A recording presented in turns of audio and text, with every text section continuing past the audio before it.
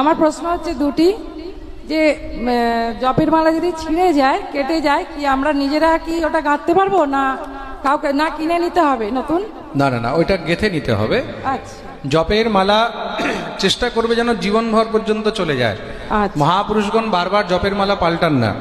মনে রাখবে, যারা সাধক হয় তারা বারবার মালা পাল্টায় না, কেন যেই মালায় জপ করা হয় সেই মালায় জপ করতে করতে সেই মালাও সিদ্ধ হয়ে যায়।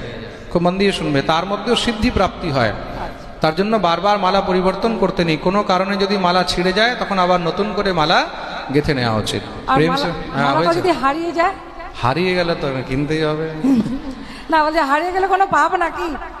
এখন হারিয়ে গেলে পাপ কি করে হবে বলো? এখন হারাতে তো পারেই।